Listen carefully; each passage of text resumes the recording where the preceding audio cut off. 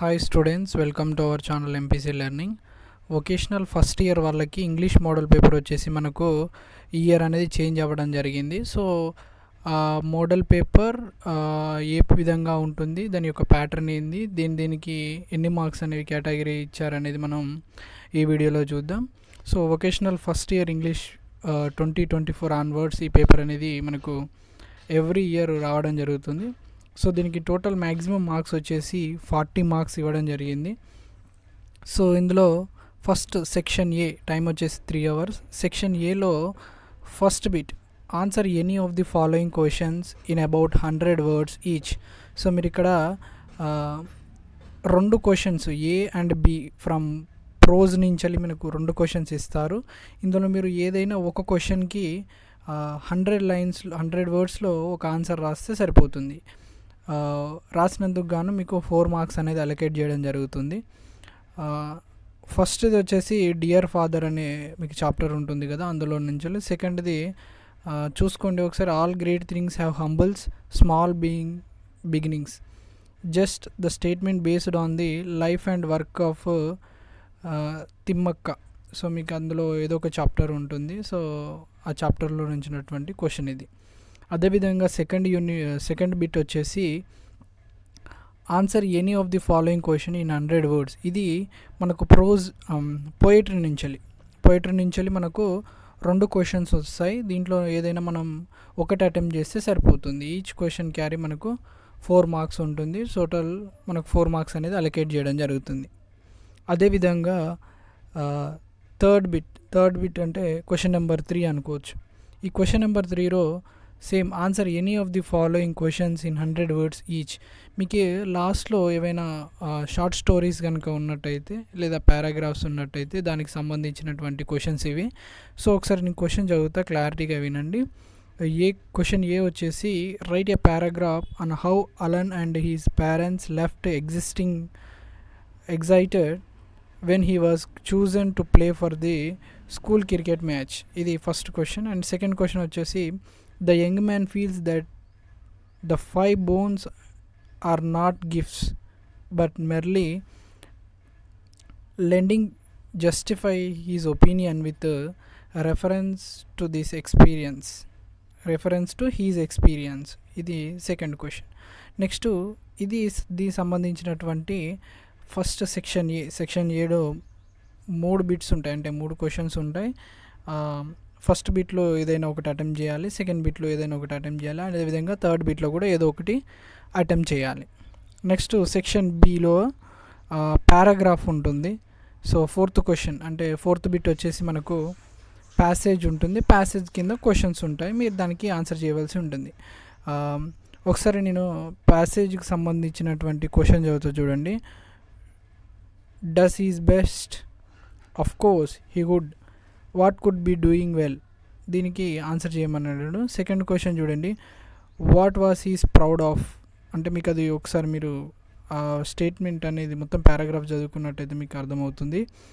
Third question వచ్చేసి how did he practise cricket. And fourth question వచ్చేసి what was his father's promise. And fifth question వచ్చేసి write antonym of విన్కి antonym రాయమంటున్నాడు. Sixth question వచ్చేసి what is the informal word used in the phase of the reference father.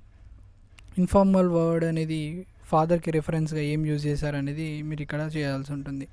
అదేవిధంగా fifth question వచ్చేసి same, ఇది కూడా ఒక ప్యాసేజ్ ఇస్తారు, దాని కింద read the following passage carefully, answer any 4 of the given words or sentence each.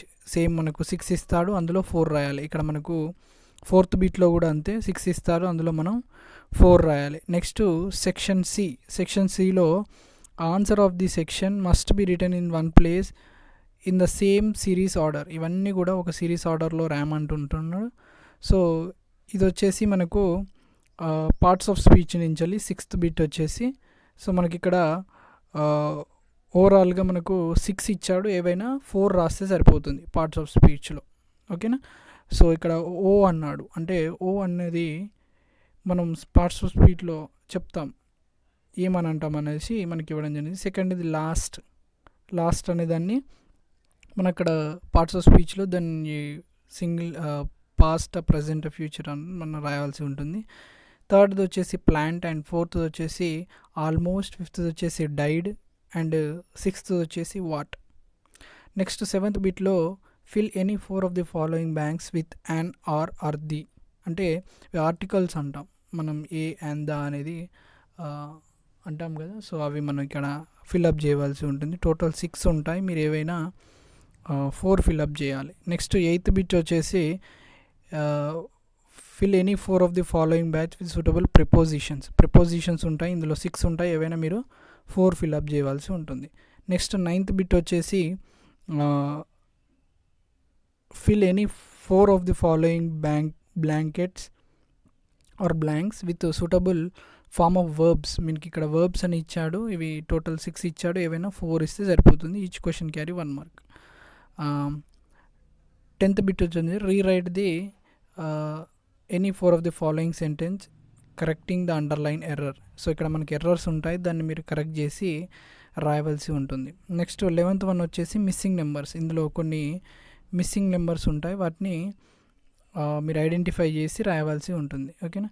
Next 12th one వచ్చేసి identify the silent consonant letter. ఇందులో మనకు సైలెంట్, మనం హానెస్ట్ అంటాం, అందులో ఏ పదం మనకు సైలెంట్లో వచ్చిందనేది మీరు ఇప్పుడు నాలెడ్జ్ అన్నాం అంటే నాలెడ్జ్ అన్న దాంట్లో మనకు సైలెంట్ వర్డ్ అనేది చూడవలసి ఉంటుంది. నెక్స్ట్ 13th బిట్ వచ్చేసి circle any 4 of the following sound different from the words which set regarding to the sounds of the bold letter. ఇప్పుడు బోల్డ్ లెటర్ ఉంది కదా, దానికి సంబంధించి ఎక్కడ డిఫరెంట్ సౌండ్ అనేది ఆ వవల్ మెయింటైన్ చేస్తుందో దాన్ని మీరు సర్కిల్ చేయవలసి ఉంటుంది.